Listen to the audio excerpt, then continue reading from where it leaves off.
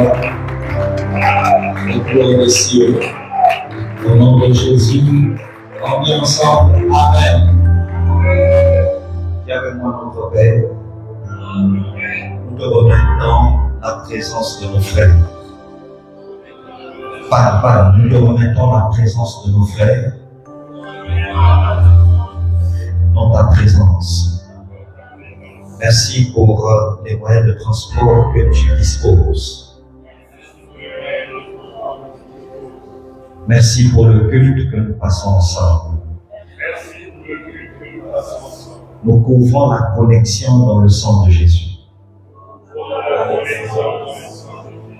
Nous couvrons la connexion dans le sang de Jésus-Christ. Que Jésus soit Seigneur. Mets la main droite sur la tête et dis, Seigneur, ouvre mon intelligence. Aide-moi à comprendre la parole de Dieu. Au nom de Jésus-Christ. Que le Saint-Esprit soit en action. Que cette parole nous concerne pour l'éternité. Au nom de Jésus-Christ. Amen. Prenons nos Bibles. On va lire debout. Nous allons ouvrir nos Bibles dans Genèse 2. Genèse chapitre 2. Genèse chapitre 2, versets 1 à 15. Non, on va descendre, on va aller plus vite. On va voir le verset 11 ou 12, si je ne me trompe pas. C'est bon, verset 10. Verset 10. D'accord, je vais lire au nom de Jésus. Un fleuve sortait d'Éden pour arroser le jardin. Et de là, il se divisait en 4 bras. Le nom du premier est Pishon. C'est celui qui entoure tout le pays de Havila, où se trouve l'or. Dis avec moi, où se trouve l'or. Verset 12. L'or de ce pays est pur. On y trouve aussi le délu et la pierre d'onyx. Le nom du second fleuve est Bien. C'est celui qui entoure tout le pays de Cush. Le nom du troisième est Hiddekel. C'est celui qui coule à l'orient de la Syrie. Le quatrième fleuve, c'est l'Euphrate. L'Éternel Dieu prit l'homme et le plaça dans le jardin d'Éden pour le cultiver et pour le garder. Parole du Seigneur. On va lire 1 Chronique 29. Je crois bien que c'est ça. 1 Chronique 29. Verset 12. 1 Chronique, chapitre 29, verset 12. 1 Chronique 29. C'est de toi que viennent la richesse et la gloire. C'est toi qui domines sur tout. C'est dans ta main que sont la force et la puissance. Et c'est ta main qui a le pouvoir d'agrandir et d'affermir toutes choses. Amen. Amen. Merci Seigneur pour cette parole. Nous bénissons ces instants au nom de Jésus. Nous te disons Amen. Nous pouvons nous mettre. Bonsoir à vous. Prêtez-moi toute votre attention et ne vous laissez pas distraire d'un moment à un autre lorsque nos bien-aimés vont arriver. Amen.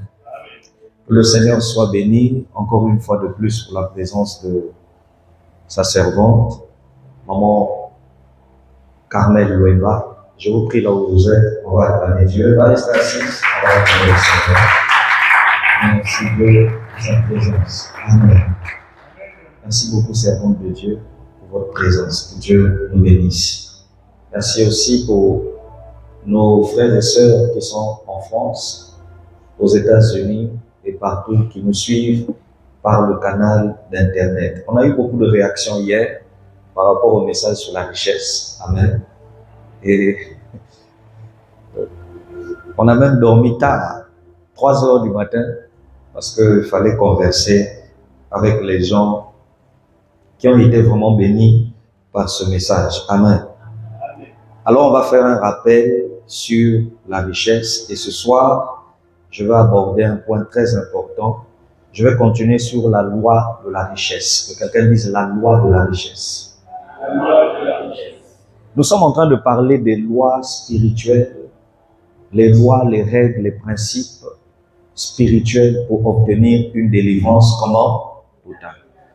Je vous ai dit que logiquement, nous avons une mauvaise interprétation de la délivrance. Souvenez-vous, le dimanche passé là-bas, j'avais interprété, j'avais dit que beaucoup croient que la délivrance, c'est chasser les démons.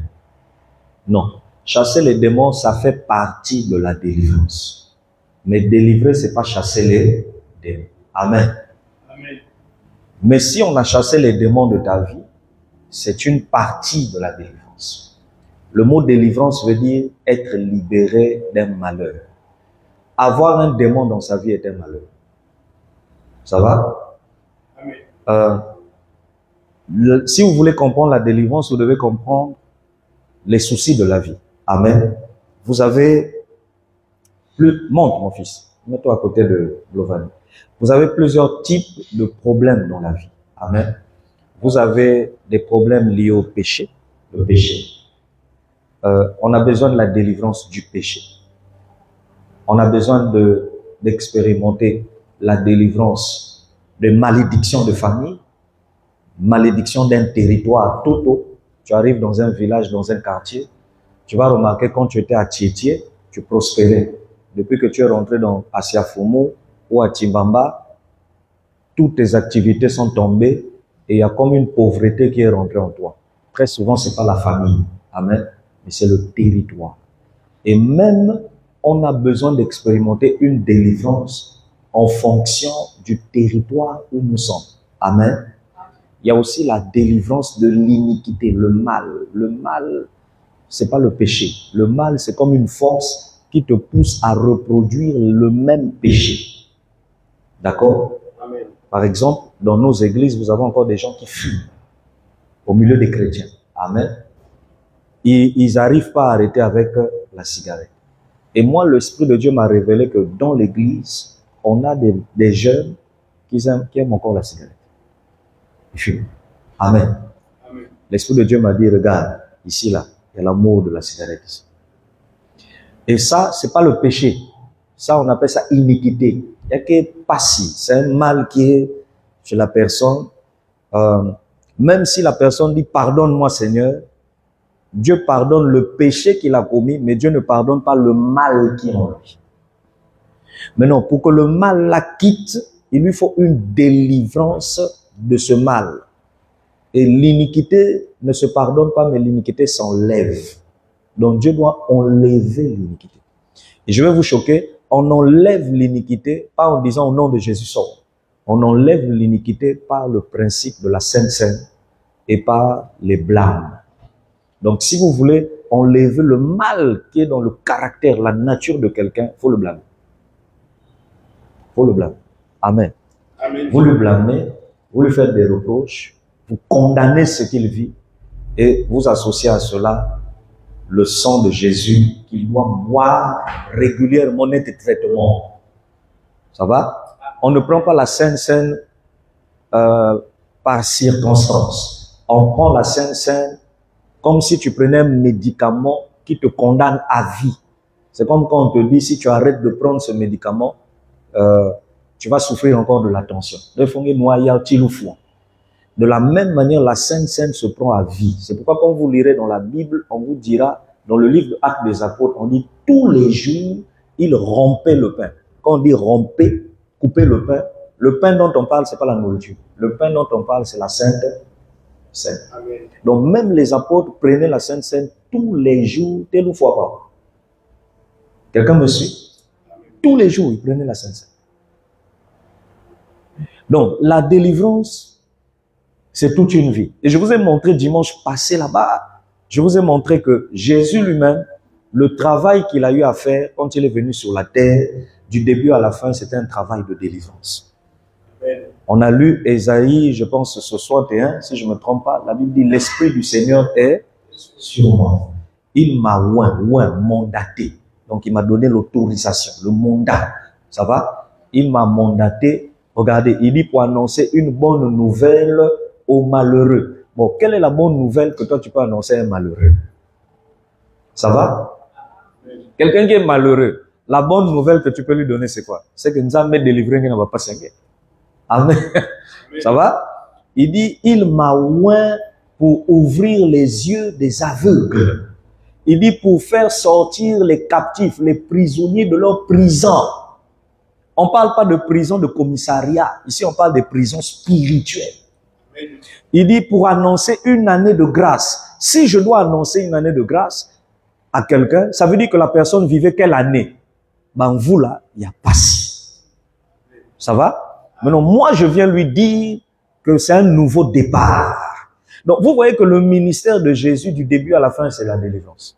Et vous allez remarquer que Jésus est mort pour quoi? Pour nous délivrer de la puissance des ténèbres. Ça va? Est-ce qu'on se fait comprendre? Et vous remarquez, je vous ai dit que il est mort à la montagne de Golgotha. Mont Golgotha, montagne. Golgotha qui veut dire crâne. Donc la montagne du crâne. Et je vous ai dit, la montagne du crâne se trouve à Jérusalem. C'est quand tu sors de la ville de Jérusalem. C'est comme si on te disait, il y a un point noir, tu arrives vers Fouta. Ça va? Maintenant, on te dit là-bas, il y a une montagne. Donc Jésus, on l'a crucifié en sortant de Jérusalem. Il y a une montagne quelque part qu'on appelle la montagne du crâne. Or, le crâne là, c'était le crâne de qui? Je vous ai expliqué le dimanche passé. C'est le crâne de quelqu'un que le roi David avait tué à l'époque. Souvenez-vous de l'histoire du combat de David et Goliath. On vous dit que David avait coupé la tête de Goliath. Ça peut aller. Et lorsqu'il a coupé la tête de Goliath, il a pris la tête de Goliath et la tête de Goliath a été enterrée sur cette montagne. C'est devenu un crâne qui avait séché. Donc Jésus est mort sur la montagne où on avait mis le crâne d'un géant. Amen. C'est pour nous dire qu'il nous donne la victoire sur les géants. Amen. Et les puissances des ténèbres. Tu ne peux pas entendre ça. Lève la voix, dis Amen en acclamant Jésus. Donc dis avec moi, le Seigneur Jésus, dis-le, durant tout son parcours sur la terre, a expérimenté, a vécu pleinement le ministère de la délivrance. Du début jusqu'à la fin. Et dis avec moi, jusqu'aujourd'hui, oh, apparemment tu n'es pas là, jusqu'aujourd'hui, il continue à nous délivrer. Acclame Jésus. Ça va? Est-ce que ça va? Donc, on a besoin de délivrance. On a besoin de la délivrance des finances. Amen. C'est pourquoi, si je vous rappelle ces choses sur la délivrance, c'est pour que vous compreniez pourquoi, depuis le début, j'ai d'abord commencé par loi gouvernementale. Si j'ai parlé de loi gouvernementale, c'est pas pour donner les mystères, mais c'est pour vous expliquer comment les choses fonctionnent au ciel. Comment Dieu travaille pour nous délivrer. Deuxièmement, vous allez voir, je vous ai parlé des saisons. Ben vous là, après j'ai coupé. Amen. Et là maintenant, j'ouvre un autre chapitre où je vous parle des lois de la richesse. Pourquoi je parle de lois de la richesse? Parce que l'un de nos plus grands problèmes qu'on a dans la vie chrétienne n'est pas si il y a un bon. Amen. Vous allez remarquer que la majorité des chrétiens sont pauvres. Bon, la majorité est pauvre. Parce que est mis pour la majorité. C'est souvent une erreur qu'on commet en français. Souvent on dit la majorité des gens sont. Non, est. Parce que tu parles de la majorité. Amen. La majorité, quand tu dis majorité, c'est au singulier. C'est pas au pluriel. Ça va? Et nous devons donc, j'enseigne sur ça, d'abord pour nous montrer la problématique, que c'est l'un des problèmes qu'on vit. Et vous allez remarquer que beaucoup de chrétiens, quand beaucoup de personnes, quand tu nais de nouveau, tu donnes ta vie à Jésus, souvent vous allez vous rendre compte que Depuis que vous êtes en Jésus, les choses deviennent encore de plus en plus difficiles. Ça va? Vous remarquez que l'argent devient pénible. Vous n'avez plus les mêmes ouvertures qu'avant. Comment? Vous perdez des avantages, des portes vous sont fermées, mais avant, tout était facile. Tu pouvais sortir pour une fille, tu pouvais sortir avec un homme marié et puis il te dépanne. Mais en Jésus, ça devient difficile. Amen. Lèvons-nous, on va honorer la présence de Dieu. On se lève. Soyez bénis. On arrive, bon, que Dieu vous bénisse. On peut se mettre ainsi. Amen. Oui, donc c'est un problème. Il y a quel problème? Il n'y a pas si. Donc moi, je ne suis pas venu enseigner sur la richesse parce que j'ai envie de vous impressionner pour que même non, ma mystère, non. Le niveau là, on a dépassé ça. On ne prêche pas, on n'enseigne pas pour impressionner. Quand tu enseignes pour impressionner, Dieu te rabaisse. On enseigne sous la base de ce que Dieu veut dire aux gens. Parce que c'est Dieu qui connaît les problèmes des gens. Et donc, je suis en train de traiter nos problèmes. Amen.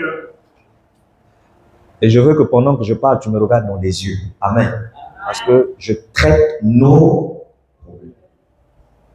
Vous me suivez? Alors, nous avons parlé ce dimanche. Pour ceux qui n'étaient pas là, il y a eu beaucoup d'absents dimanche. On peut me changer déjà de micro, parce que celui-là a un souci.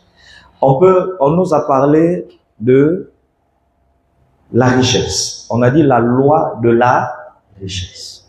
Déjà, on nous a expliqué que la richesse est une loi. Amen. Pourquoi je parle de loi? Vous devez savoir que les lois sont irrévocables, c'est-à-dire on ne peut pas les changer. Première chose, suivez ici. Suivez ici. Deuxième chose, les lois sont intemporelles, c'est-à-dire une loi peut traverser le temps. Même si nous avons pesé des lois de temps vivant, après nous foinger, la loi là va continuer. Regardez, depuis que Dieu a dit tu ne tueras pas, Moïse met foi, Moïse est mort, mais la loi là reste toujours. Ça va? Donc, la loi est inchangeable, la loi est intemporelle, la loi est applicable dans plusieurs générations. Donc, après toi et moi, lorsqu'on sera plus de ce monde, les enfants de nos enfants, de nos enfants, de nos enfants, Dieu va leur enseigner les mêmes choses. Et s'ils mettent ça en pratique, ils vivront les mêmes résultats. Quelqu'un comprend? Et souvent, Dieu impose des lois pour permettre aux gens d'avancer. Ça va? Très souvent aussi, il impose des lois pour nous tester. Exemple, il dit à Adam et Ève, tu ne manges pas ça. Le jour où tu mangeras, tu mourras. C'était pour tester le niveau d'obéissance d'Adam. C'est pourquoi j'ai défini la loi comme étant une condition qu'on t'impose. J'ai encore défini la loi comme étant une autorisation. Et on a défini la loi comme étant encore une interdiction. Amen. Et nous avons ouvert un chapitre sur la loi de la richesse. Je vous ai dit hier, je ne pourrais pas tout réviser avec vous. Il faut repartir suivre la vidéo, pardonnez-moi, du culte, merci, le culte d'hier, et vous allez mieux comprendre tout ce qu'on s'est dit sur les lois. Amen. Amen. Sur la richesse, pardon. Je vous ai dit que la richesse, c'est pas l'argent. Souvent, quand nous prions, nous disons, Seigneur, rends-moi riche. Et quand on dit rends-moi riche, nous, on s'imagine, Pemumbongo. Ça va? Donne-moi de l'argent. Quand tu dis à Dieu, rends-moi riche, c'est pas l'argent. Raison pour laquelle, quand nous prions, depuis qu'on demande à Dieu, donne-nous la richesse, on ne voit pas la richesse. Pourquoi on ne voit pas la richesse? Parce que Dieu est conscient d'une chose. Je ne peux pas donner le manioc à un enfant qui n'a pas encore des dents. Bon, on continue. Ça va? Dieu est conscient d'une chose. Il ne peut pas donner le manioc à un enfant qui n'a pas de dents. Tu prends le bébé de bijoux, splendeur, et puis le bébé, avec le doigt, il commence à indexer kwanga, kwanga, kwanga, kwanga. Et puis toi, tu dis, ça n'a dit là trop. Tu prends le manioc, tu lui donnes. Même à l'hôpital, on va dire, yo, sandos. Parce que comment tu peux donner à cet enfant? C'est pas son niveau. Donc, c'est comme toi, lorsque tu dis, Seigneur, donne-moi la richesse. Dieu ne te la donne pas, parce qu'il sait que, tu ne comprends pas ce que tu demandes. Deuxièmement, s'il te donne ce que tu es en train de dire, tu ne pourras pas supporter ça. C'est le message que tu recopies. Ah? Amen. Donc, il sait que tu ne pourras pas supporter ça. Vous me suivez? Maintenant, comment il faut prier? Je vous ai dit dimanche, c'est pourquoi j'ai dit bien qu'on reçu. Allez reçu la vidéo. Ça va? Vous allez voir qu'il y a une différence entre l'argent et la richesse. L'argent, ce n'est pas la richesse. Et je vous ai dit, nous demandons mal. Mon frère, si tu as besoin d'argent, il faut dire, Seigneur, donne-moi l'argent. Puis il faut lui dire le montant. Ah, j'ai besoin de 100 000 pour régler mes problèmes. Il faut lui dire ça. Mais il faut arrêter de dire, donne-moi la richesse, parce que toi-même, tu ne comprends pas la richesse, c'est quoi. La richesse, ce n'est pas l'argent. Ça va? Est-ce que ça va? Genèse 2. Remets-nous Genèse chapitre 2. Genèse. Chapitre 2, verset 10, je crois. Genèse chapitre 2, verset 10. Regardez. Dieu met Adam et Ève où ça? Au jardin. Ça va? Non, d'abord, je vous ai dit, le jardin, ce n'est pas Éden. Éden, c'est un territoire. C'est comme si on te dit le Kouilou. Maintenant, dans le Kouilou, Dieu met un jardin. On peut avancer? Amen. Maintenant, dans ce jardin, il met quoi? Un fleuve sortait de quoi? Éden, du territoire. Et le fleuve là arrosait quoi? Le jardin, il voilà la Katia Éden. Vous comprenez? Maintenant, regardez. Et de là, on a mis l'accent, ce qui veut dire à l'intérieur. De là, il se divisait en 4. Donc, le fleuve là, quand ça revenait pour rentrer au jardin, ça se divisait en 4 parties. Quelles sont les 4 parties? On dit, le nom du premier est quoi? Pishkish. On dit, c'est celui qui entoure le pays de Avila, où se trouve quoi? L'or. Verset 12, l'or de ce pays est pur. On y trouve aussi le béloum. Le béloum, c'est comme le gaz. Et puis on dit quoi? Et la pierre d'onyx. Les pierres d'onyx, c'est comme des cristals. C'est des pierres rares. On peut fabriquer des bijoux, des montres avec ça. Donc vous avez l'information que dans le jardin, là où Dieu a mis Adam et Ève, il a placé dans le jardin des conditions qui devaient permettre à Adam d'être considéré comme un homme riche. Amen. Mais l'or, c'est quoi? C'est la richesse. Mais c'est une richesse terrestre. Et je vous ai dit que ce que Dieu, Nzambi, ce qu'il appelle richesse, c'est ce que nous les humains nous appelons quoi? Les matières premières. Donc, pour Dieu, la richesse, ce n'est pas le billet d'argent ou la pièce.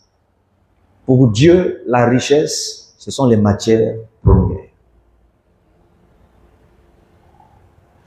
Et vous avez l'or, vous avez le pétrole, vous avez le diamant, vous avez le gaz, vous avez le potassium pour fabriquer le sel, vous avez le magnésium, vous avez le calcium. Je peux vous donner un exemple de matière première dans certains pays. Hein? Je vois ça souvent dans les supermarchés. Il y a une qualité de feuilles là, de branches. C'est anesthésique. Même quand tu marches ça, tu sens l'odeur sous l'anesthésie, l'odeur de l'anesthésie. Hein? Quand tu mâches ça, ça peut arrêter la douleur que tu as. C'est avec la plante là qu'on retire le liquide de l'anesthésie. C'est avec cette plante. Ça, c'est une richesse. Amen. Si votre pays a cette plante-là, avec ça, vous pouvez devenir une nation prospère. Avec ça. Un exemple de richesse, vous avez la Côte d'Ivoire. Eux, ils ont exploité leur richesse. Ils ont profité de ce que Dieu leur a donné. Comme quoi? Le cacao. Bon, ils ont des éléphants et puis ils ont profité des ivoires. Avec les deux choses-là, ils sont devenus l'un des pays les plus stables en Afrique. Côte d'Ivoire. Donc, ce que Dieu appelle richesse, c'est pas le billet d'argent. Ce que Dieu appelle richesse, ce sont les matières premières qu'il a mises sur votre terre pour rendre votre terre prospère et faire en sorte qu'il fasse bon vivre. C'est pourquoi quand tu vas à Canaan, c'est pas le pétrole. À Canaan, c'est le lait, le miel. Vous allez remarquer quand Dieu parle de Canaan, il dit pays dont coule le lait et le miel. Pourquoi il fait toujours référence au lait et au miel? Moi, j'ai toujours cru que le lait ne peut sortir que des animaux. Tu as la vache ou tu as la chèvre. Mais Dieu te donne un mystère. Dans le pays, là, coule le lait. Ouais. Le lait sort de l'animal. Mais Dieu te dit, dans le pays, coule. Quelle est la partie du pays où là où le lait coule? Coule. Lait. Dieu est mystérieux. Si même vous-même, les femmes, il a mis le lait dans vos seins pour que les bébés têtent. Ça veut dire qu'il y a des parties de la terre, toto, ma mêlée, ça va? Où il a mis le lait. Mais toi et moi, on ne sait pas c'est où. Hein? Il dit, il coule le lait et le miel. Nous, on a toujours cru que le miel sort que de certains arbres. Mais Dieu t'informe qu'en Israël, à Canaan, il y a même des rochers qui font sortir le miel.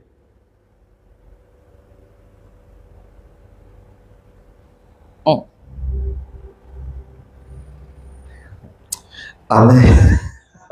Quelqu'un me suit? Chaque territoire a sa richesse, a ses matières premières. Chez nous, ici, c'est le pétrole. Et nous, on est même bénis. C'est pourquoi les gens de Louzolo ont dit, le paradis, c'est ici au Congo. Et ils ont dit, c'est à Pointe-Noire.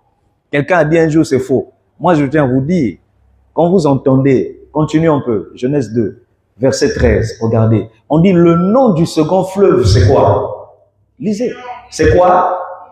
C'est pas tout le monde qui lit. C'est quoi? On dit, c'est celui qui entoure tout le pays de Cush. Quand vous entendez Cush, Cush veut dire Soudan. Le Soudan, c'est ça Cush. Or, si tu dis Soudan, ça veut dire que tu es en train de parler de l'Afrique. Donc, il y a une partie du fleuve qui sort du jardin d'Éden, qui coule jusqu'en Afrique. Donc, ceux qui disent que le Congo fait partie du jardin d'Éden n'ont pas tort. Si toi, tu discutes avec un louzoliste, tu vas le condamner bêtement. Si tu me mets devant un louzoliste, et qu'il parle de ça, je vais lui dire, oui, tu as raison. Tu as raison, c'est vrai. Ça va? Mais mon ami, va faire des recherches sur Guillaume, Cush. Tu vas voir qu'on te dira, sur la terre de Cush, il y a l'or. Sur la terre de Cush, il y a l'ivoire. Sur la terre de Cush, il y a le pétrole. Et au Soudan, actuellement, je te parle, il y a le pétrole. Maintenant, regardez comment Dieu a béni l'Afrique. Presque toutes les terres de l'Afrique ont le pétrole. Presque. Même en Côte d'Ivoire, ils viennent de découvrir il n'y a pas longtemps le pétrole. Il n'y a pas longtemps.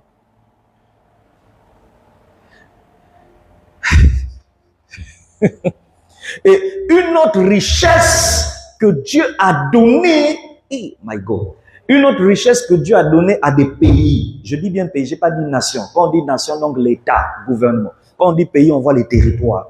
une autre richesse que Dieu a donnée à des pays. Vous avez certaines matières qui nous permettent, des matières vitales, qui nous permettent de... Ça nous nourrit. Vous avez par exemple certains arbres qui sont des arbres de richesse.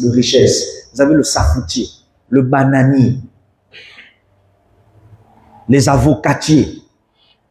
On dit qu'en Israël, les terres, les fruits d'Israël sont gros. Et tu vas en Israël, tu vas voir que tomate à Israël. L'huile que nous disons, l'huile d'olive d'Israël, c'est la meilleure huile. Ce n'est pas les huiles que nous achetons chez les Libanais. Là, c'est des huiles bizarres. D'abord, on a raison même de sanctifier ça. Mais l'huile qui vient tout droit de la terre d'Israël, que tu es béni ou pas, l'huile a des mystères. Je vous jure, même si tu n'as pas sanctifié ça, tu prends l'huile, ça sort d'Israël. Et puis tu prends, tu mets sous ton corps. Mon ami, il y a même des anges qui vont te suivre.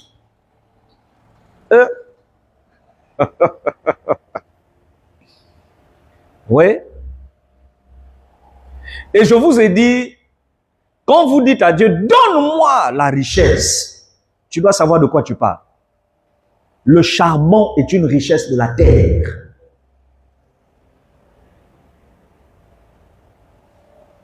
Je connais quelqu'un de l'église qui voulait faire le commerce du charbon. Il a donné à une personne qui connaît très bien. Il lui a remis 3 millions pour exploiter la terre, le territoire, tout. La personne à qui il a donné les 3 millions a pris les 3 millions. Amen. Moi, je le dis, il ne faut pas pleurer. 3 millions, c'est rien, ça finit vite. Mais quand l'argent va finir, est-ce que la personne aura le courage de te regarder dans les yeux? Ah! L'escroquerie aussi a un temps. Hein? Parce qu'à un moment, tu vas te rendre compte que tu ne sais plus comment expliquer. Tu seras obligé de dire, ben l'enfant que nous. Quelqu'un me suit? Oui. Dis avec moi, la richesse, ce n'est pas l'argent. La richesse, c'est pas l'argent. Plus fort, la richesse, ce n'est pas l'argent. La richesse, c'est pas l'argent. Un peu lourd. La richesse, ce n'est pas l'argent. La richesse, c'est pas l'argent. L'argent, ce n'est pas la richesse. L'argent, c'est pas la richesse. C'est clair? Mais dis avec moi, la richesse, selon Dieu, ce sont les matières premières. La richesse, selon Dieu, ce sont les matières premières. D'accord? Maintenant, cher pasteur, suivez-moi. Puisque nous disons souvent, Seigneur, je veux devenir riche. Question, comment je peux acquérir? Acquérir veut dire pour Simba, obtenir, avoir ça à ma disposition. Comment je peux acquérir des richesses? Hier, je vous ai dit, ça peut aller comme ça, c'est bon, ça m'arrange. Amen. Hier, je vous ai dit, si vous prenez votre bus, vous descendez à l'arrêt Ex-Pamela. Vous me suivez? Et puis vous vous dites, vous voulez venir au CRC. Vous rentrez dans la ruelle. Vous allez remarquer devant la parcelle, il y a un dépôt de gaz. Le monsieur qui vend le gaz que vous voyez dans les bouteilles, ce monsieur peut se lever et dire que lui, il est riche. Toi qui as un salaire au travail, tu n'es pas riche. Tu vas dire, papa, comment? Mais lui, il vend une matière première. Le gaz.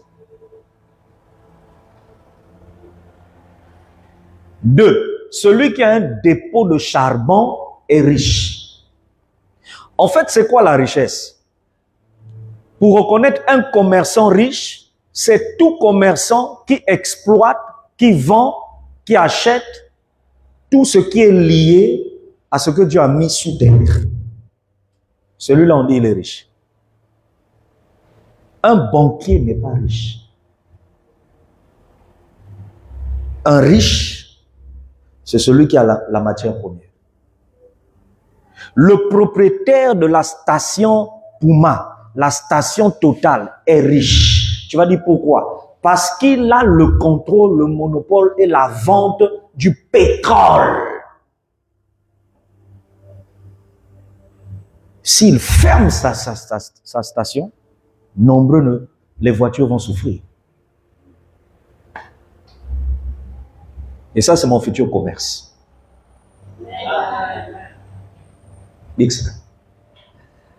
C'est pas le plaisir de vous parler, hein. Je suis déjà en train de travailler sur ça. Faut que la station. Mais quand on m'a dit le prix, ça m'a découragé. Mais après, je me suis dit non, Jésus est Seigneur. Acclame Dieu. Ça m'a découragé, mais Jésus est Seigneur. Ça va? Si tu vends le safou, tu es riche. Ça va? On a notre maman ici. Elle exploite la terre. Ça va? Et souvent, quand elle revient du village, elle nous emmène le mayaka. Moi-même, je me suis posé une question. Est-ce que maman Pascaline sait qu'elle est riche? Si vous lui posez la question, elle va dire, hé, Mounou, nous sommes riches. Vous savez pourquoi? Parce que nous avons toujours cru que la richesse est déterminée par des millions et des milliers de dollars. Donc, quand tu as 1 million, 2 millions, on dit il est riche. Non. On détermine la richesse par l'obtention. Quand tu as pu obtenir ce que tu as mis là-bas. Et la richesse, je vous ai dit hier, c'est ce qui donne de la valeur à un pays. Maintenant, vous me prenez peut-être pour un ambitieux. Lorsque je vous dis que mon futur commerce, je rêve faire ce commerce, c'est la station. Ça vous fait rire. Mais vous n'avez pas compris une chose. C'est parce que moi, j'ai compris une chose. Je ne peux pas être né dans un pays, grandir, mourir, sans bénéficier des richesses de ce pays. Or, la première richesse de ce pays, c'est le pétrole. Que Dieu me donne de dominer cette richesse-là. Amen. Acclame Dieu pour ça.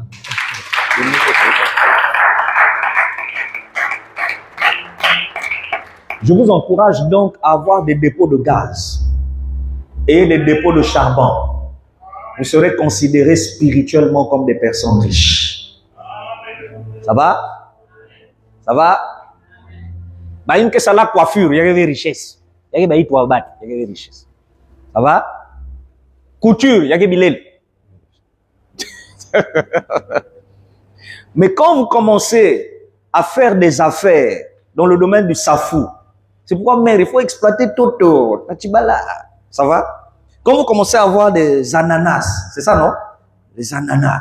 Quand vous vendez ça, dans une église, il y a un jeune frère, un pasteur prêchait un jour, et puis il a fait lever un jeune frère de l'église. Il a dit, frère, quel est le commerce? Mon ami, où il rentre pas.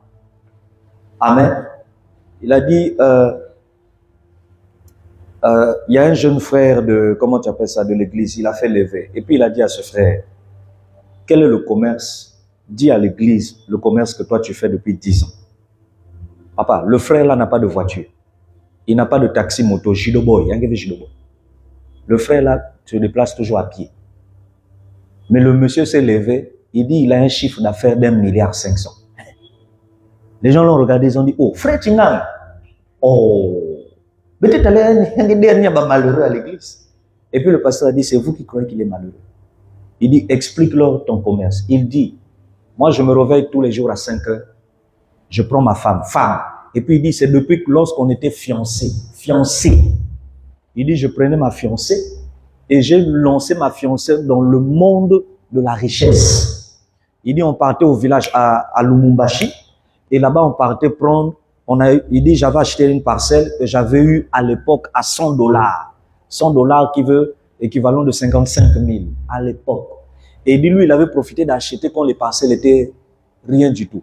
Et là-bas, sous la parcelle, il a planté des pommes de terre. Donc, il va à 5 heures du matin, il quitte Kinshasa pour aller à Lumumbashi. Il prend les pommes de terre qui ont déjà poussé et il revient à Kinshasa pour vendre les pommes de terre. Le pasteur lui pose la question, tu as une voiture? Non. Tu as combien dans ton compte? Il dit, papa, je ne peux pas dire. Sinon, on va me braquer. Il dit, c'est trop d'argent. On lui dit, tu as construit? Il dit, j'ai construit 5 maisons. Et le monsieur a envoyé tous ses enfants en Europe. Il n'a pas de Prado. Et l'homme de Dieu a dit à l'église, voilà une personne qu'on peut dire qu'elle est riche. Pendant que toi, tous les 5 heures du matin, Tu te réveilles dans les Yanga Baba, Bayina Bakunda, Bayika Kadabara. 5 heures du matin. Bayaka Yabaya. Maman, il n'y a pas que la prière qu'on peut faire à 5 heures. Il y a se lever tôt pour aller faire. Je n'ai pas entendu après. Est-ce que vous comprenez? Il y a se lever tôt pour aller faire des affaires. Va à Tchambanzassi. Le secret du village de Tchambanzassi, c'est une terre riche en safou. Vous êtes là, tous vous voulez acheter des parcelles ici. Vous voulez acheter des parcelles à Inda. Inda, ce sont des étangs. Vous voulez acheter des parcelles à Bundi, à Makola. À Makola, il y a caserne. Hein? Oh non, je suis le Dioso. Dioso! Attends. Dioso, c'est un autre niveau. J'espère qu'on ne pourra pas interpréter ça. La sorcellerie. Amen. Dioso. Ça va? Oh non, je suis le Matombi. Matombi. Tombi. Mais je te donne des territoires. Allez-y à Tchambanzassi. Là, je vous révolte. Il y a des parcelles là-bas qu'on est en train de libérer à 300 000. Allez-y. Je vous fais la publicité. Et puis tu peux acheter ça doucement, doucement. Tu verses 30 000, 40 000, 50 000.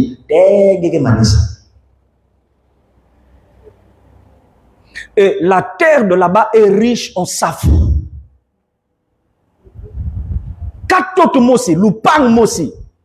Tu as des safous qui poussent. C'est pourquoi vous voyez des taxis. Le taxi a mis descendu déjà, mais nous on a déjà. Mais le gars il force parce qu'il sait que l'argent qu'on va lui donner pour la course là. Et vous voyez pas qu'à safou. Le monsieur il transporte. Même si la police l'arrête, lui il sait comment il va passer. Et tu vois une vieille maman qui sort de la voiture. Moi on a aidé mon à descendre la safou. Là tu vas dire mamie, elle perd le temps. Pose la question à ce moment, où sont tes enfants? Elle va te dire tous les enfants sont en Europe. Tu as dit, personne, elle-même. Parce qu'il utilise quoi? Elle a compris c'est quoi la richesse. Celui qui fait des affaires,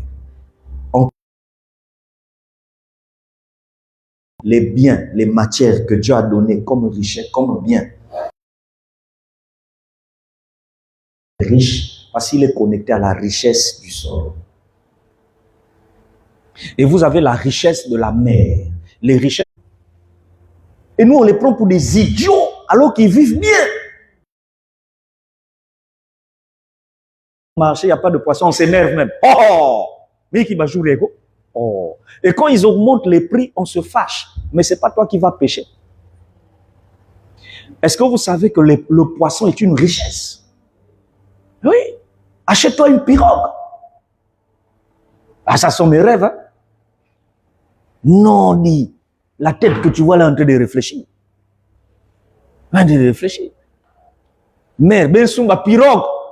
Pasteur, allons acheter les pirogues. Je vous l'avais dit. On va devenir très riche. Très riche. Ça va? Regardez au village, quand vous voyez partir à la Likwala, à la cuvette, ils ont des étangs. Et dans les étangs là, ils ont des, comment on appelle ça, Ngola. Hein? Comment vous appelez ça? Ngola, Kanike. Hein? Des silures. Le gars, il quitte le nord. Il vient te vendre ça à Brazza. Des fois, il descend ça à Pointe-Noire. Toi, tu es là le matin. Éternel, comme j'ai prié à minuit, je reviens encore prier à 5 heures. Tu as dit celui qui va devancer l'aurore, qui va se lever avant le soleil, tu vas le... Non, nous on est trop bêtes, je vous jure. Ça veut dire que pendant que nous on est dans les prières comme ça, il y a des gens qui bougent, mais il n'a pas de moto pour qu'on lui brûle la moto Nanzila. Il n'a rien. Maintenant, regardez le commerce de la majorité des Pontenegrais. Tous les Pontenegrais garçons, à 80%, sont devenus des démarcheurs. Matière première. Mais.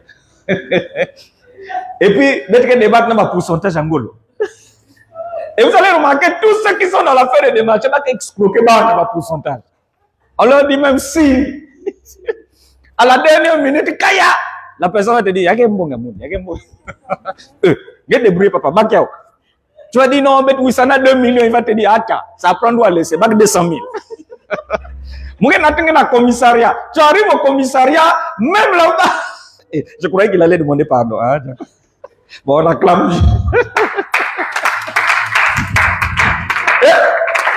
Pas comme tu acclames. Hein?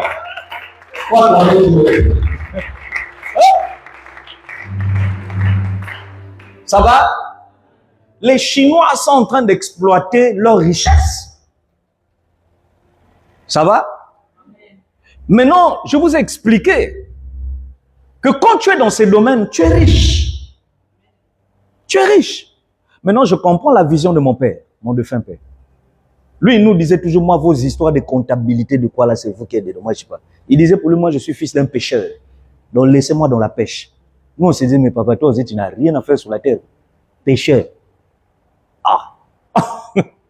Et puis, ils nous emmenaient là, à la plage. Hein.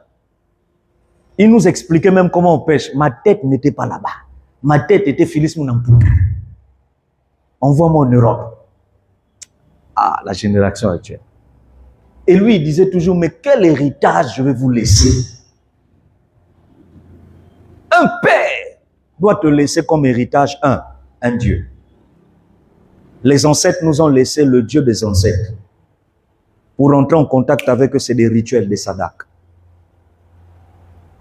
Un papa, avant de mourir, doit te laisser comme héritage une alliance. Quelle est l'alliance de ton père? Un papa doit te laisser des terres, des terres. Maintenant, regardez, vous avez quel héritage? Même le pain, il y en a. Et il y a des papas bêtes, excusez-moi. Ils croient que pour donner l'héritage, les parcelles aux enfants, il doit d'abord mourir. Bon, si lui, il meurt à 100 ans, l'enfant a maintenant 70 ans. Et puis, c'est à 100 ans qu'il dit, tiens, la parcelle que j'avais réservée pour vous. À 70 ans, tu construis comment? Déjà, vous avez eu 4 dévaluations du franc CFA. Donc, la vie est devenue difficile. C'est pourquoi nous devons prêcher ces messages à la télé. Pour dire même aux papas des anciennes générations que c'est maintenant qu'on donne l'héritage aux enfants. Ça s'acclame, tu restes pas silencieux. Tu veux le forfait. C'est pourquoi on dit le père.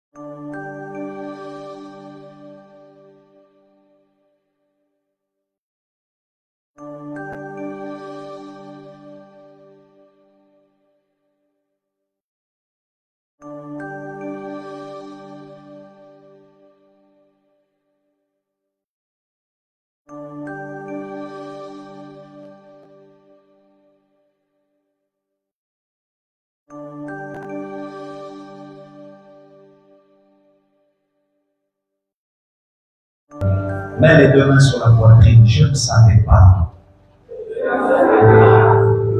que les richesses de la terre m'appartenaient. Et que tu considères quelqu'un comme étant riche lorsqu'il possède en son pouvoir les biens de la terre. Au nom de Jésus-Christ. Mon Père, remplis-moi de sagesse et d'intelligence, afin de livrer un combat positif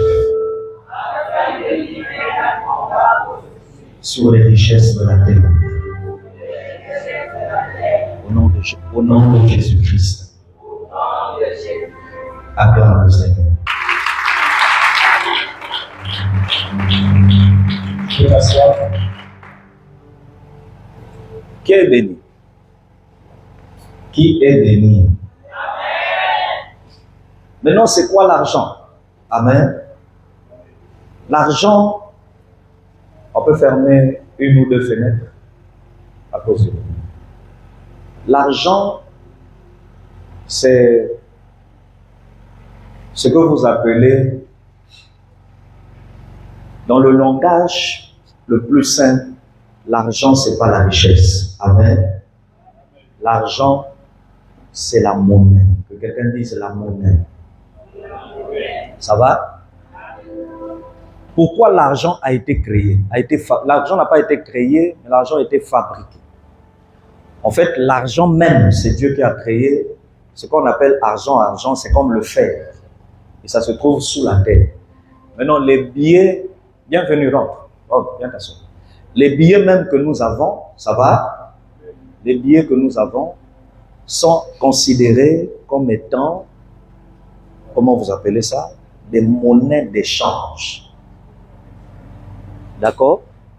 Donc, ce que vous appelez argent, je répète, ce que vous appelez argent, ce sont des monnaies d'échange. Pourquoi on parle de monnaie d'échange? On parle de monnaie d'échange pour la simple et unique raison que le blanc, si vous voulez les gens de ce monde, s'étaient rendu compte qu'à l'époque, les échanges des richesses se faisaient sur la base de ma richesse avec nous, ma richesse avec nous. Ce qu'on appelait les trocs. Ça va? Par exemple, les Blancs, quand ils sont venus pour la colonisation, ils ont emmené des armes à feu, des pistolets, des épées. Ils ont emmené des choses comme ça. Maintenant, pour traiter des accords, pour qu'on leur donne des territoires, lorsqu'ils ont donné ça, en retour, ils étaient en train de donner certains biens. Ils donnaient par exemple des statues. Ils donnaient par exemple des bœufs. C'est une richesse aussi, hein, quand Dieu te donne des bœufs. Ça va? Ils donnaient des moutons. Ils donnaient même des parcelles des terres. Amen. Amen. Ils donnaient des terres. Des parcelles. Et ensuite, les Européens se sont rendus compte que ce système d'échange n'est pas trop correct. Parce que ça ne nous permet pas d'évaluer. Évaluer veut dire mesurer. Ça va? Ça ne nous permet pas d'évaluer la grandeur de la richesse qu'on nous donne. C'est pourquoi ils ont dit non, ce système-là, c'est pas bon. Déjà à l'époque, en Afrique ici, surtout au Congo, les échanges se faisaient avec les koris, ce que nous appelons les dzéké. Voilà pourquoi une femme qui met les koris, les dzéké sur la tête, elle est maudite. Parce que les dzéké, c'est une monnaie d'échange, c'est de l'argent. Mais c'est de l'argent ancestral. C'est l'argent des ancêtres. Et moi, je vois des gens, les d'autres, qui portent ça. Ils mettent même sous des habits. Mais c'est une malédiction. Ça veut dire que vous vous vendez aux ancêtres. Mais puisque les ancêtres utilisaient ça, à ta ignorance, amour, il y a des choses qu'on ne fait pas. Il y a des choses qu'on ne fait pas. Ça va? Est-ce que ça va? Maintenant, qu'est-ce qui se passe? Les chancelleries, les gens des sectes, parce que même quand vous entendez franc-maçon, ça a existé depuis les 1700, hein? C'est pas maintenant. Ils ont créé des systèmes de localisation et de contrôle sur les échanges des richesses. Et ils se sont dit, le meilleur moyen de contrôler ces choses, c'est en utilisant un système qu'on va appeler monnaie d'échange. C'est là où, par exemple, les Français, les Portugais, bon, prenons d'abord les Français, comme les plus grands échanges qu'ils faisaient en Afrique, c'était échanger leurs richesses à eux, qui étaient des armes, contre nos richesses. Donc eux, ils nous apportaient la technologie de là-bas, et nous, en retour, on devait donner des hommes, des humains. Et qu'est-ce qu'ils ont fait? Pour acheter un noir dans l'esclavage, ils ont établi une monnaie pour évaluer le noir qu'ils achètent. Et la monnaie qu'ils ont évaluée, c'est quoi? Le franc. Et ils ont même appelé ça CFA. CFA qui veut dire colonie française d'Afrique. Franc, donc argent, monnaie d'échange, utilisée dans la zone des colonies françaises d'Afrique. Quelles sont les colonies françaises d'Afrique? Vous avez le Congo. Vous avez le Gabon. Vous avez normalement Guinée équatoriale. Vous avez le Cameroun. Et au Cameroun, il y avait même combat avec les Allemands. Parce qu'il y a une partie du Cameroun qui parle allemand et qui parle anglais. Donc, ils ont commencé. Les Anglais, leur monnaie d'échange, ils ont appelé ça le livre. Le livre. Le livre. Et les Américains ont appelé leur monnaie d'échange pour évaluer la richesse d'un territoire. Ils ont appelé ça le dollar. Vous me suivez? Le dollar. Tu peux faire l'image. Donc, vous avez l'information que les billets d'argent, déjà même le billet n'est pas fabriqué avec de l'or. Le billet est fabriqué avec le bois.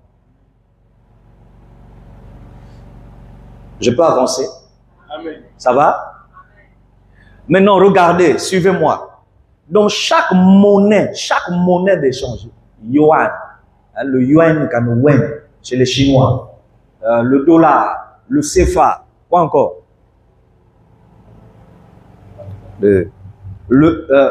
L'euro, ça va? Ils ont représenté ce qui fait la force de leur monnaie. Par exemple, l'euro, la force de l'Europe, c'est le blé. Qui dit blé, on voit la farine. La force du dollar, c'est le pétrole. La force du yuan, la monnaie chinoise, c'est la technologie. C'est pourquoi Donald Trump ne veut pas laisser les Chinois dominer l'économie mondiale. Parce que s'il laisse les Chinois vont nous imposer la technologie. Et je vous informe, la marque de la bête sortira de la Chine.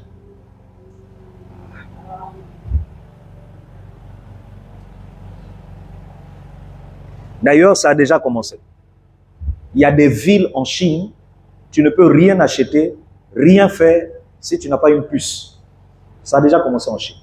Et ce programme de la puce électronique, qui est la domination de l'Antichrist, est prévu pour 2030. Parce que 2030, selon les chancelleries mondiales, il doit y avoir une guerre mondiale pour diminuer la population de la Terre. Parce que nous sommes plus de 10 milliards. C'est difficile de nous contrôler. Donc, il faut diminuer la population pour qu'il y ait moins d'humains sur la Terre. Plus il y aura moins d'humains, ça sera facile de contrôler tout le monde. Et le combat de Donald Trump, c'est ça. Parce que Donald Trump, lui, il évolue à l'ancienne. Lui, il veut que le monde reste sous les principes que Dieu a établis. C'est-à-dire, mais peut-être bien la richesse, il y a tout bien exploité pour que les richesses là vous permettent chaque nation de se développer. Parmi lesquelles le pétrole. Les Chinois disent non, non, non. On passe à autre chose.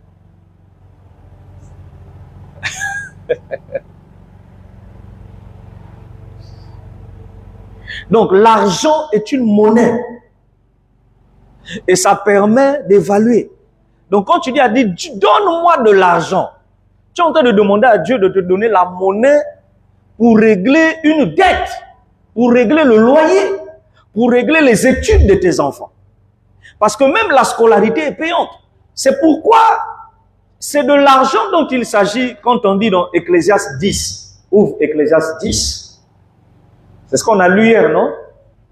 Ecclésiaste 10, 19. Et oui, Ecclésiaste 10, 19, Ancien Testament. Ah oui, oui, Ancien Testament. Ecclésiaste chapitre 10, verset 19.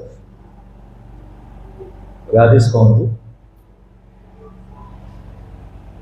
On fait des repas pour se divertir. Donc, ça va? Le vin rend la vie joyeuse. Écoutez, lisez la suite. Lisez fort. L'argent répond à quoi? Dans une autre version, on dit l'argent répond, on dit même l'argent règle tous les besoins. L'éducation d'un enfant coûte de l'argent. On donne à ton enfant l'éducation au prix de quelque chose que tu dois payer comme monnaie d'échange. La guerre coûte de l'argent. Et je vais aller plus loin. Si je pousse dans la spiritualité, tuer quelqu'un coûte de l'argent. Oui. Mais attendez, Jésus est mort comment? Ah? Oh, on sent que vous ne lisez pas la Bible. Mais les gens ont donné combien à Judas? 30 pièces d'argent pour la vie de cet homme. Mais vous n'avez jamais entendu parler des hommes de Dieu depuis que quelqu'un lui avait redonné 1 million, 2 millions, 500 000, il a perdu l'onction. Mais parce que l'argent est un système d'échange. On dit bien monnaie d'échange. Donc, à travers l'argent qu'on te présente, on peut prendre ton énergie.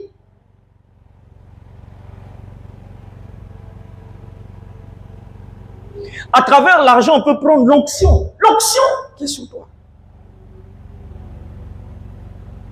Mais le fils spirituel d'Élisée, il a pris les richesses qu'on lui a données. Et il y avait de l'argent. Quand il prend, qu'est-ce qu'il a perdu? La santé. Élisée lui dit, la maladie qui était chez elle est tombée sur toi. Il t'a donné son argent, mais en te donnant l'argent, il t'a donné sa maladie. Ah!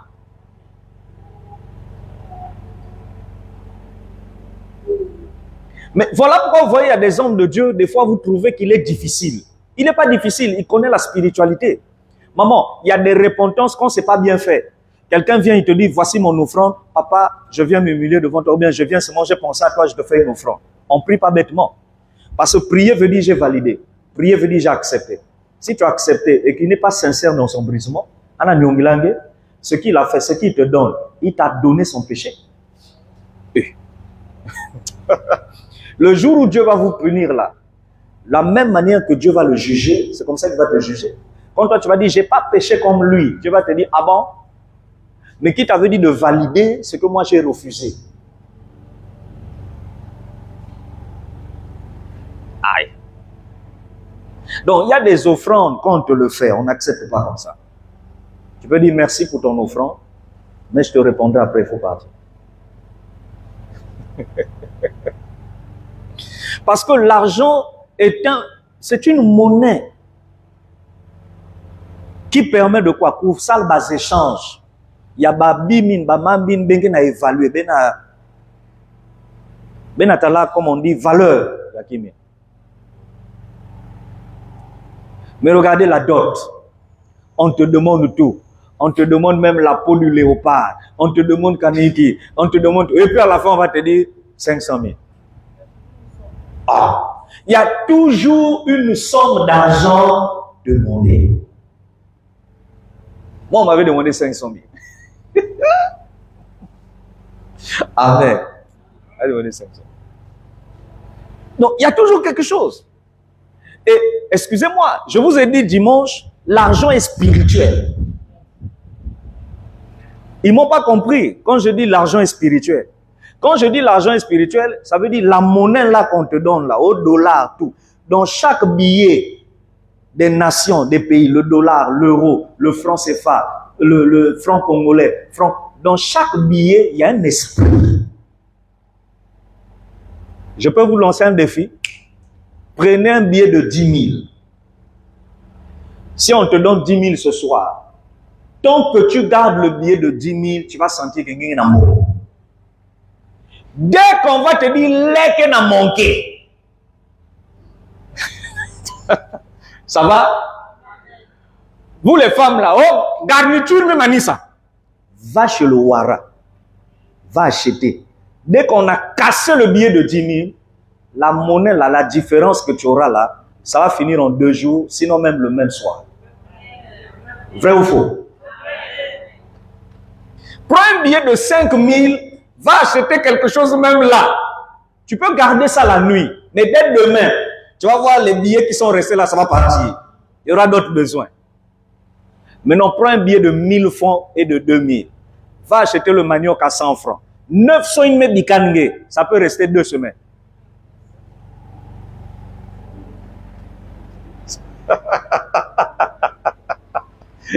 Oh. Est-ce qu'on est là? Ah? Mais si on n'est pas là, vous dites. Hein? Si vous êtes là, vous dites, on est là, vieux. Ça peut aller, hein? Hein? Pourquoi? Mais parce que dans les billets les plus grands, on a mis des esprits supérieurs. Dans les billets les plus courts, on a mis des esprits inutiles. Donc, ton niveau de pauvreté peut dominer l'esprit de 1000 francs.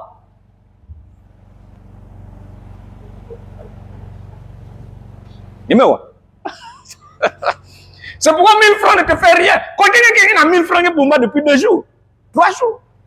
Si on vous parle, on vous dit, donne le dernier billet qui te reste. Seigneur, toi-même, tu sais. Nous, on va s'attendre à ce que tu fasses sortir 25 000. Hein?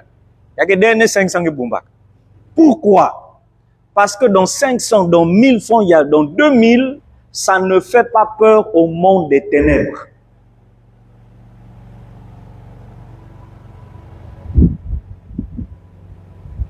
Voilà pourquoi, quand quelqu'un a compris la spiritualité de l'argent, il ne boudera plus la notion de la dîme et des offrandes.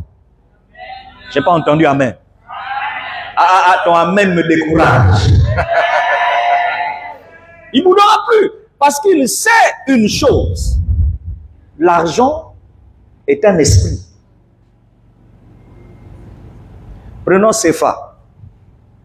On a dit à la base, la fondation, pourquoi on a créé ça? Les échanges entre esclaves et richesses européennes. Bon, quel est l'esprit qui est caché derrière ça? C'est un esprit de domination sur l'esclavage. C'est pourquoi tout pays qui a voulu casser la domination de CFA, les autorités qui ont eu l'idée là, on les a tués. On les a assassinés. Parce que si tu fais ça, tu as détruit un principe de domination. Regardez, quand les Chinois se sont levés pour dire nous on ne veut plus du dollar, les Russes on ne veut plus du dollar, aussitôt qu'ils ont dit ça, ils sont devenus les ennemis des Américains. Pourquoi? Parce que l'Amérique sait l'esprit qui est caché derrière la monnaie. C'est un esprit de domination mondiale représenté par l'aigle. L'aigle vole plus haut que tous les animaux.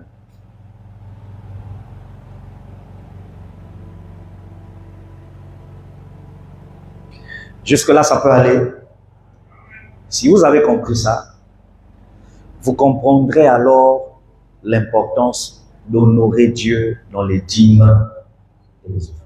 Amen. Et permettez-moi de vous dire, Quand vous lirez chez vous à la maison Luc 16, Luc chapitre 16, allez lire ça à la maison, vous allez voir que Jésus raconte une histoire et puis il parle des richesses périssables. Ensuite, il parle des richesses véritables. Quand Jésus parle des richesses périssables, c'est la monnaie d'échange, ce que vous appelez l'argent. Pourquoi c'est périssable? Parce que ça a été fabriqué par des hommes. C'est les hommes qui ont fabriqué la monnaie. Or, tout ce qui est fabriqué par l'homme périt. Mais non, les richesses véritables, ce n'est pas au ciel. Ce n'est pas les dons spirituels. Les richesses véritables, c'est ce que Dieu lui-même a créé et il a mis sur votre territoire pour vous rendre prospère dans la nation. Amen. Vous avez le pétrole, vous avez l'or, vous avez le diamant, vous avez le gaz, vous avez tout ça. Ça, c'est des richesses véritables. Véritable parce que ça vient de celui qui est le véritable.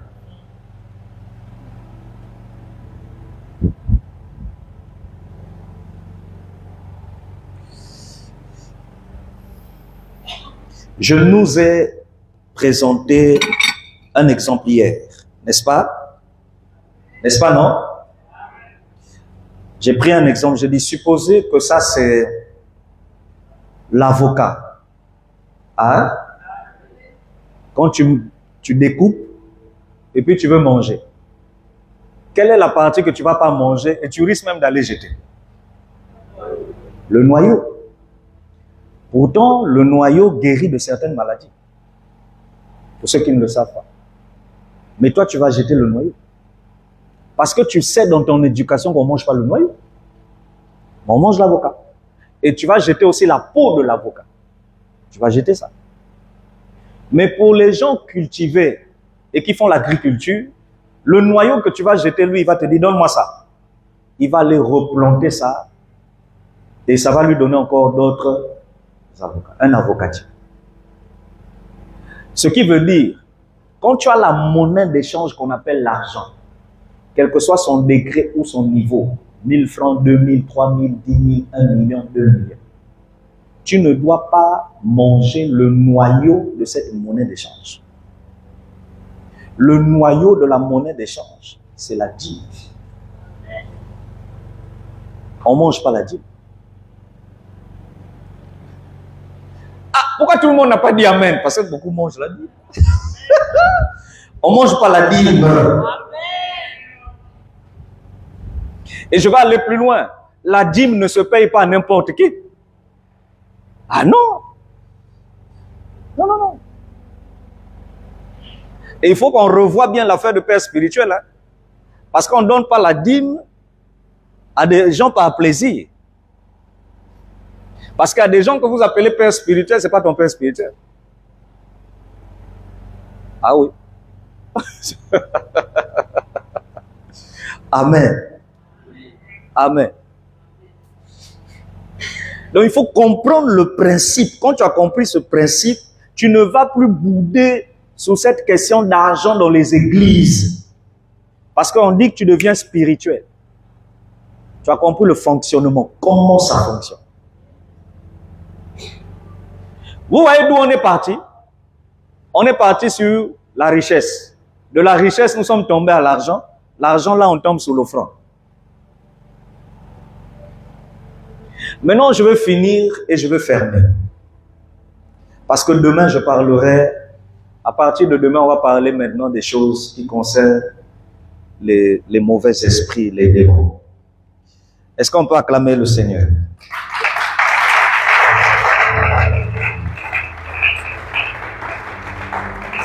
Amen. Chers hommes de Dieu, chers peuple de Dieu, chères familles représentées ici, permettez-moi de vous dire que tout ce qu'on vient de dire ce soir c'était un rappel, mais le rappel a été très long. C'est pour descendre et clôturer sur un point. Nous avons dit la loi de la richesse. Tu as un souci?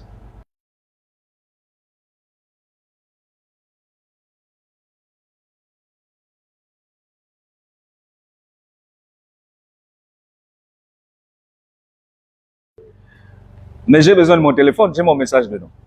Bon, gardez. Le message est dans l'esprit. Amen. Ça va? Regardez. Dans la loi de la richesse, je vais vous choquer. Dans cette loi, il y a des lois.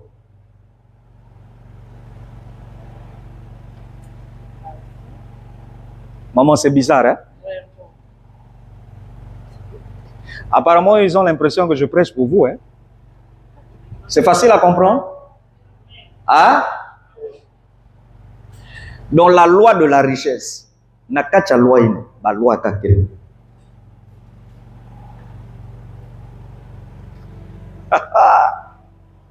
Ça peut aller? Est-ce que ça peut aller? Bon, si tu viens d'arriver et puis tu ne comprends pas, tu entends directement richesse, il ne faut pas nous coller ce que je vois les gens coller dans toutes les églises. Quand on parle de richesse, ils aiment l'argent, c'est des voleurs. Il faut aller reçuivre la vidéo pour comprendre de quoi on parle. Dites-moi Amen. Amen. Ça va? Maintenant, regardez. Remets-nous Genèse 2. Genèse 2, verset 10. Nous allons ensemble essayer de voir quelques lois. On a dit qu'une loi, c'est une autorisation, c'est ça? On a défini la loi comme étant encore quoi? Une interdiction, ou encore comme une condition imposée. Maintenant, on va essayer de voir quelles sont les conditions que Dieu nous impose pour avoir en notre possession la richesse. Et souvenez-vous, on a dit que la richesse, ce n'est pas l'argent. Ah. Ça va? Regardez, verset 10, Genèse 2, 10. Un fleuve sortait d'où? Pour faire quoi? Et de là, il se divisait en combien de bras? Ah, soyez là, en combien de bras? Verset 11. Le nom du premier est quoi? Ishon. C'est celui qui fait quoi? En tout le pays de quoi? Avila. Où se trouve quoi? Continuez la suite. Lors de ce pays, on y trouve aussi le bédlium, c'est comme le gaz, oui. Et c'est ce que vous voyez en RDC, ça va? Les pierres précieuses. Arrêtons-nous là. Tout ça, il y en avait en Éden. Et maman Carmel, vous allez comprendre pourquoi Adam, lorsqu'il a donné les noms aux animaux, la Bible dit il n'a pas trouvé un être semblable à lui. Jusque-là, quand nous lisons, on a l'impression qu'on parle juste de l'aspect physique. Adam était intelligent. Parce que Adam savait que là où on m'a mis, il y a de l'or. Or, l'or ne se cultive pas. L'or s'extrait et on exploite l'or. Quel est l'animal qui peut extraire l'or et l'exploiter? Il n'y en a pas. Il faut quelqu'un qui réfléchit comme lui. Un humain. Donc quand il est resté calme, il s'est rendu compte qu'il n'y a pas un animal qui a cette intelligence d'extraire et d'exploiter. Dieu a vu le problème. Il lui a donné quelqu'un semblable à lui avec une même intelligence. On peut avancer. Mais regardez, si vous allez à l'Essara, au village là, vous allez dans des nations, même en Angola là, même sur la route de la frontière, il y a des terres où à l'intérieur, sous terre, il y a le pétrole. Et vous allez remarquer les richesses qu'on appelle matières premières, ça ne se voit pas à l'œil nu. Pourquoi on a construit la raffinerie de Nandi la Safumouye, Mbota raffinerie? Pourquoi on a construit? Mbota, c'est le nom de quelqu'un, famille Mbota. Pourquoi on a donné sa famille Mbota raffinerie? Parce que c'est la famille Mbota qui occupait toute la zone. Et c'est la famille Mbota qui a vendu ça à Coraf, à l'État. On se fait comprendre? C'est pourquoi les gens ont appelé ça, c'est comme quand vous dites arrêt colonel.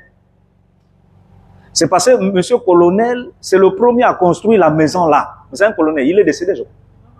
Il vit encore? Ah, gloire à Dieu. Bon, vous savez que mon père, c'est le premier à ouvrir la route que vous appelez arrêt Sika. Il y a un poids. Il y a un fonglandilin. Maintenant, vous savez, un jour, je me baladais à Malala, je suis allé voir le nom de mon père, là-bas, on a mis rue Poitiers-Antoine. Oh! Et puis ici, on est venu mettre, là où lui-même il a ouvert la voie, on a mis un nom bizarre. Normalement, lui, on devait le mettre ici, parce que c'est lui qui a ouvert la route. Je peux avancer? Hein? Maintenant, regardez. Pourquoi ils ont vendu? Suivez-moi. Je suis en train de dire des choses difficiles, mais je compte sur le Saint-Esprit pour rendre le langage simple. Ça peut aller? Regardez, ils ont vendu pourquoi? Quand ils ont acquis le territoire, eux-mêmes, ils ne savaient pas qu'il y avait le pétrole. Vous me suivez? Ah? Avec le temps, ils ont commencé à se rendre compte quand ils creusaient pour mettre des puits, seulement la toilette, ils se sont rendus compte que l'eau qui est en bas là-bas est noire. Et quand ils ont réalisé qu'il y a le pétrole, c'est arrivé aux oreilles de l'État. Les sociétés se sont présentées, Coraf, ça vient de l'État. Hein? Ils sont allés acheter et ils ont pris autorité sur la zone. Et il y a des territoires, il y a des pays où si votre territoire, votre terrain, les hectares que vous avez, si vous avez l'or, le pétrole, le gaz, tout, selon les lois et les constitutions de ces pays, vous devenez des ayants droit et vous avez le droit de vendre ou de louer à des sociétés.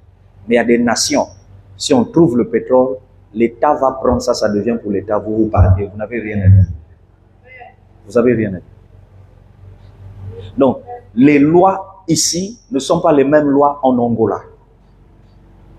C'est différent. Est-ce qu'on se fait comprendre? Maintenant, regardez, comme on dit sur Internet, regardez ce qui va se passer. Bon, maintenant, ce qui va se passer, c'est quoi? C'est que je suis en train de vous expliquer l'une des lois, si vous voulez, l'un des secrets qui se cachent dans la richesse. Quand tu as compris ce secret, Dieu, ça dit, il n'a pas le choix. Il est obligé de te rendre riche. Il n'a pas le choix. Parce que tu as déjà compris ce secret. Mais non, pour que nous comprenions bien, il faut bien ma touille. Ma coup de quoi? Il faut mouler un net éléphant. C'est-à-dire là où toi-même tu es là, tu dis, je dois comprendre. Ça va? Regardez ce qui se passe ici. Regarde. Le nom du second fleuve est quoi? Guillon, c'est ça? C'est celui qui entoure le pays de Cush. On a dit Cush ici, c'est l'Afrique. Et je vous dis que ce soit les autres fleuves là, partout il y a de l'or, partout il y a des matières premières. Question. Est-ce qu'Adam et Ève, quand ils marchaient au jardin, ils voyaient l'or comme ça matin, midi, soir? Pourquoi ils ne voyaient pas l'or? Parce que l'or est caché. Mais c'est caché où? Sous terre ou sous les eaux, dans l'eau.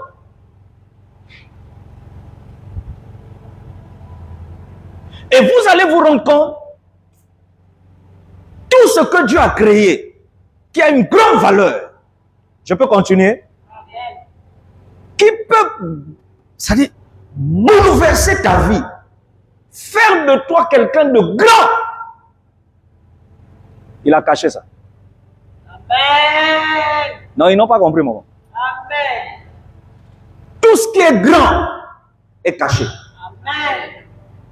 C'est pourquoi même Jésus, qui avait un ministère plus grand que tous les ministères, est resté caché de 12 ans à 30 ans.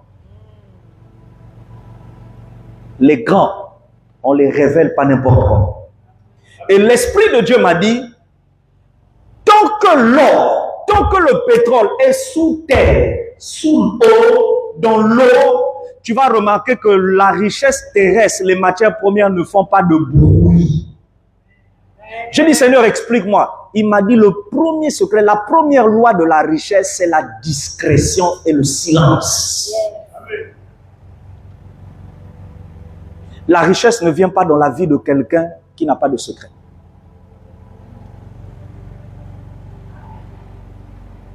Et Dieu m'a dit, il faut que tu leur précises. Quand tu leur enseignes, Le devoir d'enseignant doit te permettre de donner des exemples. Mais ce qui concerne ta vie privée, ils ne sont pas obligés.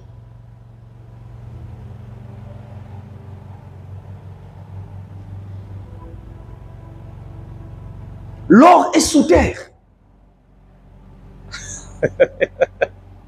Tu ne deviendras pas très riche si tu parles beaucoup. Vous croyez que parler beaucoup, c'est prêcher puis donner des témoignages? Non. Vos histoires de ma mère est au courant, mon père est au courant, je parle comme ma famille, je parle comme mon... Allez demander à Elon Musk comment il est devenu très riche. Allez demander à Bill Gates comment ils ont obtenu les grandes richesses. Allez demander à Don Côté. Regardez la richesse terrestre qu'il utilise, l'argile, la terre, qu'il met sous forme de quoi? Ciment. Allez leur poser la question. Quand vous avez des... Je vous donne un témoignage de mon propre père. Je parle sous le contrôle de ma mère qui est ici dans la salle. Un jour, il s'est levé. Il a fait une proposition. Il était en train de parler en plaisantant. Hein? Et puis, il a commencé à expliquer une vision, un projet qu'il avait de vendre des glaces. Tu vois l'appareil des crèmes là. Bon, ici, on dit crème. En Europe, on dit glace, pas crème. Donc, les glaces, comment vous appelez ça?